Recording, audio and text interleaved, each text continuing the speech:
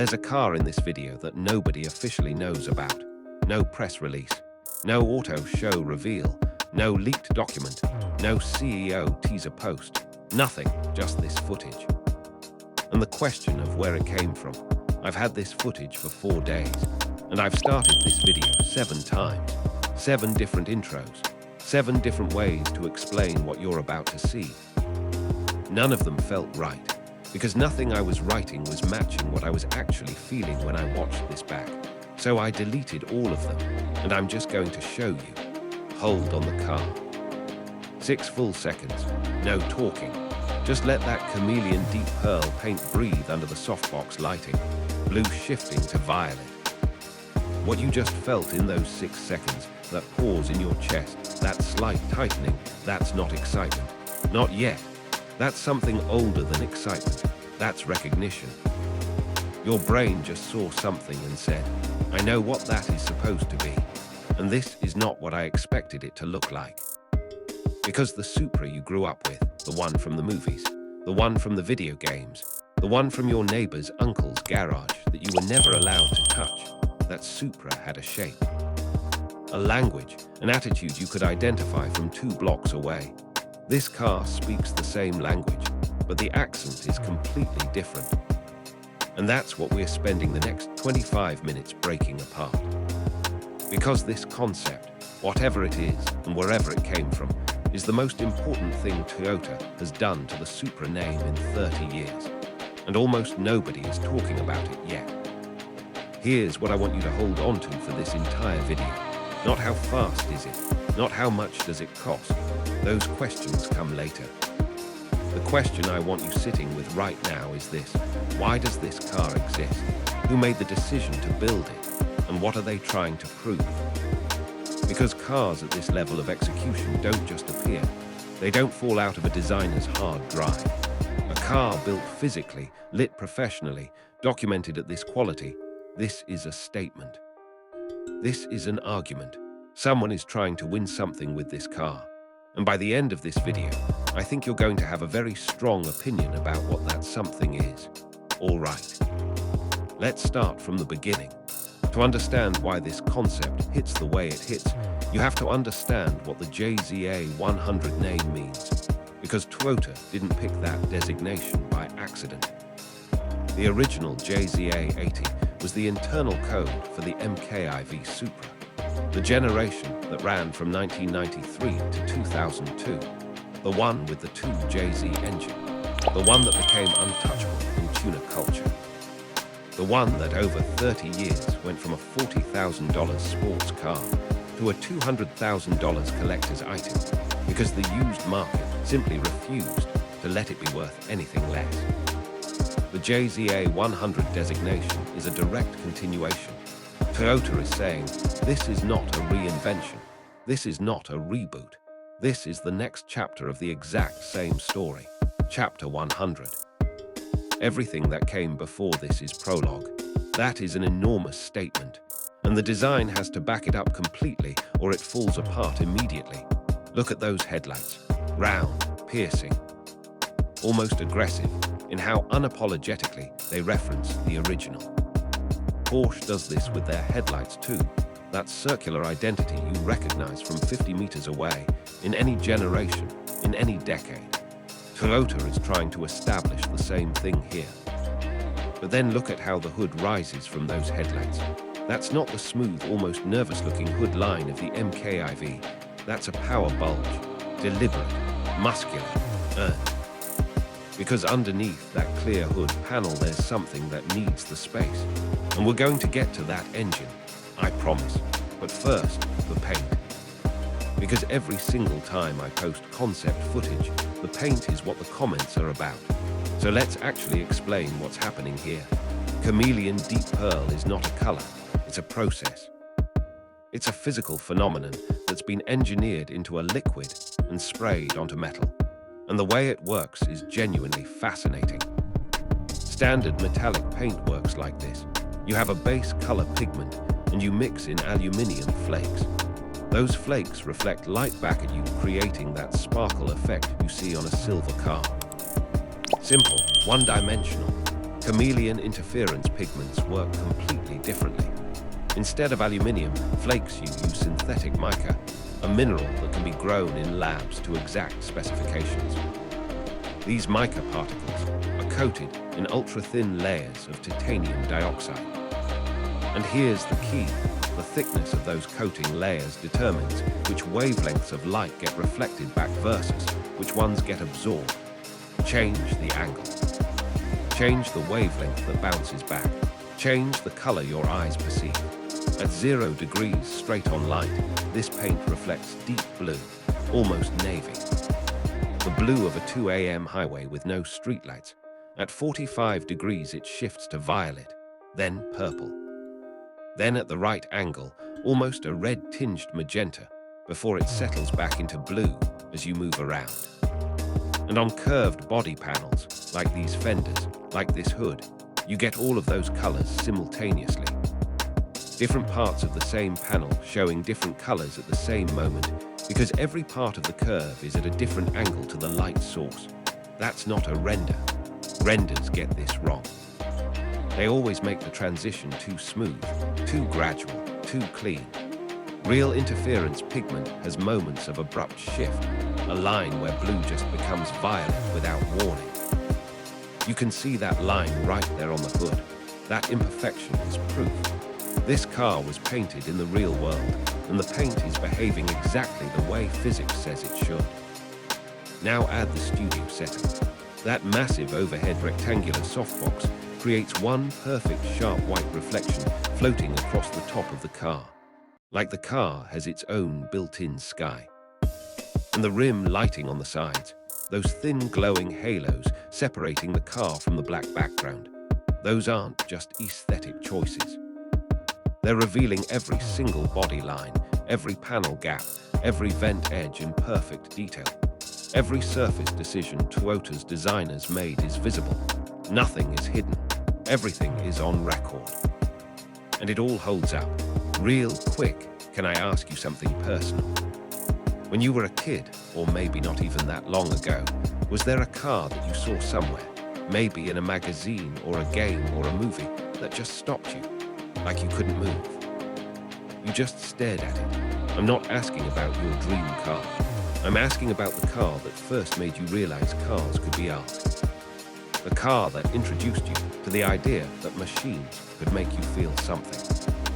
For a lot of people watching right now, and I know this because you tell me in the comments constantly, that car was a Supra. Keep that memory somewhere close. Because the rest of this video is going to need it. Let's talk about the widebody. Because this is where the 2050 concept most aggressively departs from every Supra that came before it. The MKIV was a wide car for its era, 1,810 millimeters across, but it was wide in a restrained way, like it was trying not to be rude about it. Clean lines, tucked fenders, a car that was aggressive but still polite. The JZA100 concept is not polite. The front fenders flare outward by what the proportions suggest is close to 80 to 90 millimeters per side. The car was designed to fill that space. The tires underneath look like they're in the 305 to 315 range on the rear, and the fender is still barely containing them. And those tires. I keep coming back to the tires because they're doing something unusual for a concept car. They're matte, they have texture. They have the slight irregularity of rubber that has been manufactured rather than modeled. And the custom white lettering, not a manufacturer logo, just clean white block letters, gives the whole setup a track-prepped no-nonsense attitude. Most concept cars sit on ridiculous wheels with paper-thin tires that would collapse if the car actually moved. These tires look like they want to move. They look capable, heavy, real. That's a deliberate signal. This concept is not saying imagine what this could be. It's saying this is what it already is. The difference between those two statements is enormous. Now, the clear hood panel. This is, for me personally, the single most important design decision on this entire car. In the 1990s, when the MKIV Supra was being tuned to 1,000 horsepower by garages across Japan and eventually the world, the 2JZ engine became legendary. Not famous, legendary. There's a difference. Famous means people know about it. Legendary means people tell stories about it. Means it has mythology. The 2JZ GTE became the engine that tuners pointed at when they wanted to prove something. Iron block, twin turbo, inline 6. The block did not break, the internals did not fail. You could put power levels through it that were never intended, never designed for, never imagined by the engineers who built it, and the engine just absorbed it, kept running, asked for more. That engine made the Supra immortal, not the body, not the design, the engine, the mechanical soul underneath. So when Toyota's designers put a clear hood panel on the JZA100 2050 concept, when they made the deliberate choice to expose what's underneath, they're not doing that just for looks. They're doing it as an act of inheritance. They're saying, the engine is still the point, the engine is still the story. Nothing has changed about that. The new Inline 6 under this hood has its housing dressed in matte black, not flashy carbon fiber, not a color-matched showpiece. Matte, industrial, like it doesn't need to impress you. Like it already knows what it is. The valve cover is brushed aluminium. The intake runners are exposed, precision machined, with a geometry that looks more aerospace than automotive. And they're symmetrical in a way that only an inline configuration can achieve.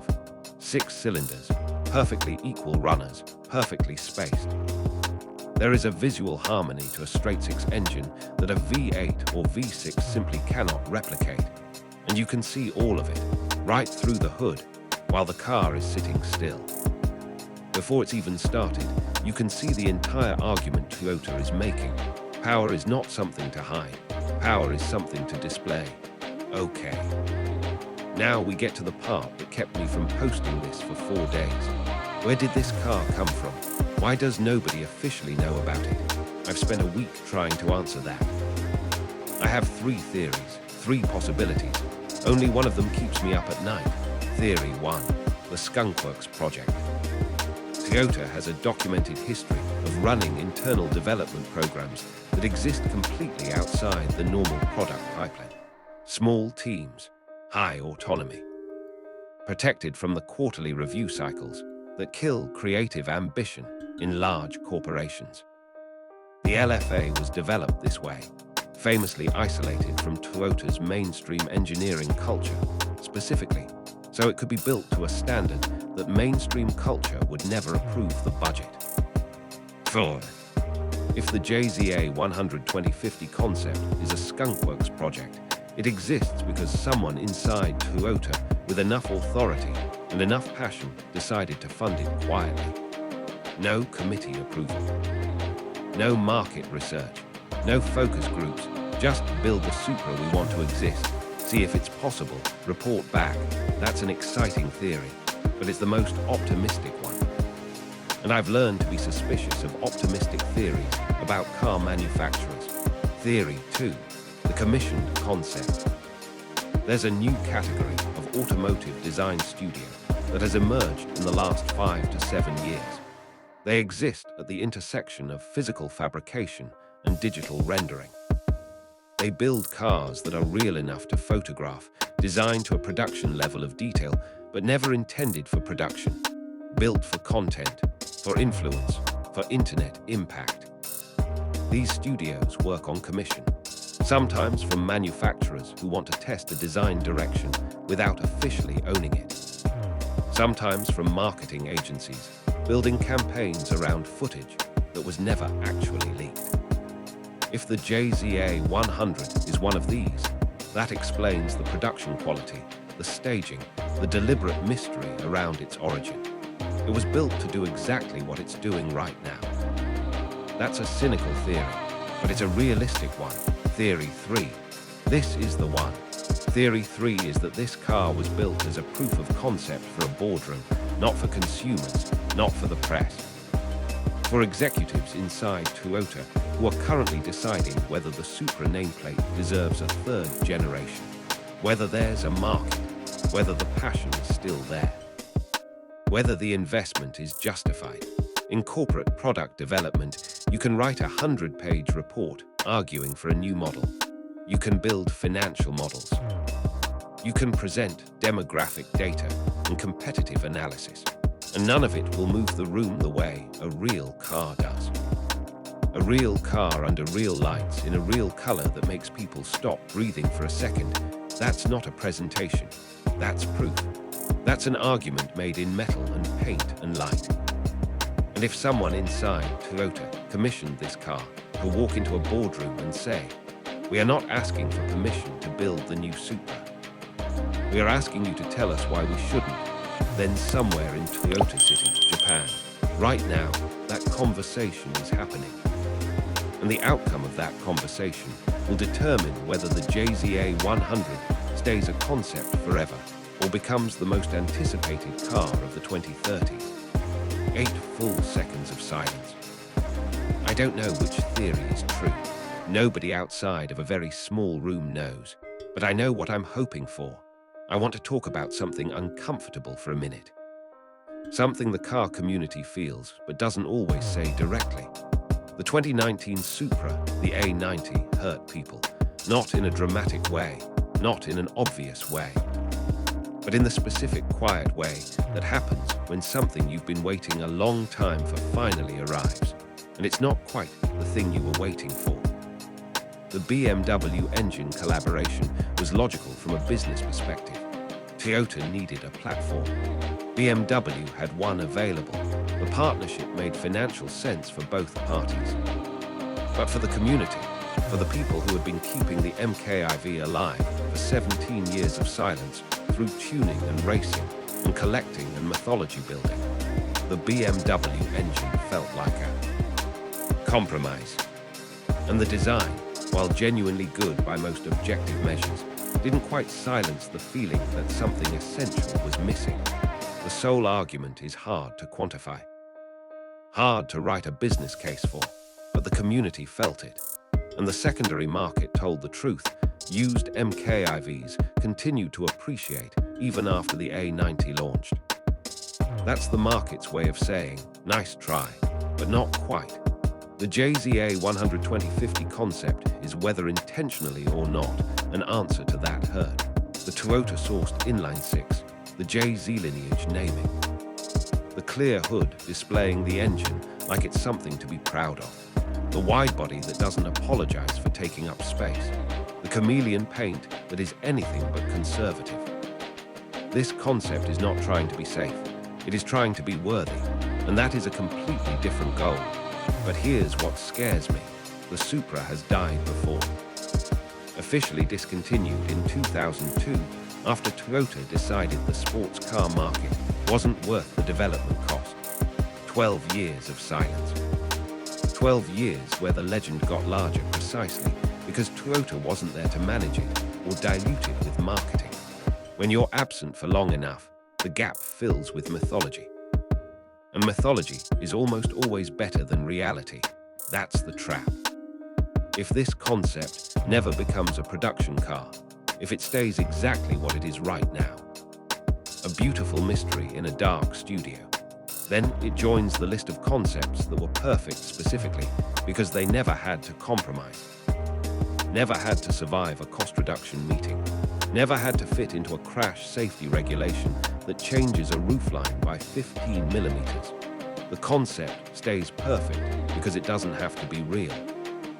The production car has to live in the actual world, where things are harder.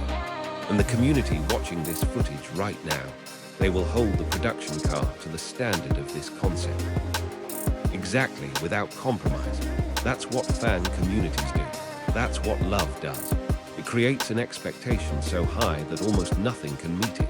Toyota knows this. They've lived through it once already. So whatever decision gets made in that boardroom, if the boardroom theory is right, it's not just a product decision. It's a relationship decision. It's Toyota deciding how much they value the trust of a community that stayed loyal through 17 years of silence and through a generation that felt like a compromise. That is a terrifying amount of responsibility to carry into a budget meeting. Here is my honest verdict. The Toyota Supra JZA100 2050 concept is the most emotionally precise automotive design I have seen this decade. Not technically the most advanced, not the most aggressive, but the most emotionally precise, meaning every decision on this car was made in service of a feeling, and the feeling is correct. The Chameleon Deep Pearl paint is a masterclass in how color can carry narrative weight. It shifts from deep and mysterious to electric and alive, depending on how you look at it. That duality is the entire story of this car in a single surface. The wide body is earned. The tires are honest. The clear hood is a declaration. The inline 6 below it is a promise.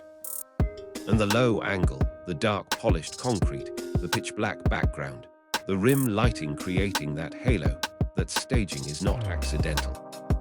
That is a car that knows exactly how it wants to be seen, and it is correct about itself. Whatever this car is, skunkworks project, commissioned concept, or boardroom proof, it is one of the most important statements made in Toyota's name in 30 years. It says, we remember what we built.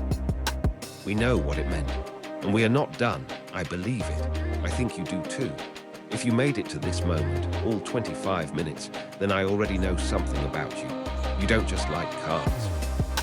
You care about what they mean, about the difference between something built to sell and something built to matter. That's what this channel is for. Every week we go this deep into the cars and concepts that are quietly writing the next chapter of automotive culture, not the press release version, the real version. With the uncomfortable questions and the theories that keep you thinking after the video ends. If that's your kind of conversation, subscribe. One tap. And drop a comment before you go. Which of the 3 theories do you believe? Skunkworks, commissioned concept, or boardroom proof? I've been going back and forth all week, and I genuinely haven't decided. I think the answer might be sitting in the comments section. See you in the next one.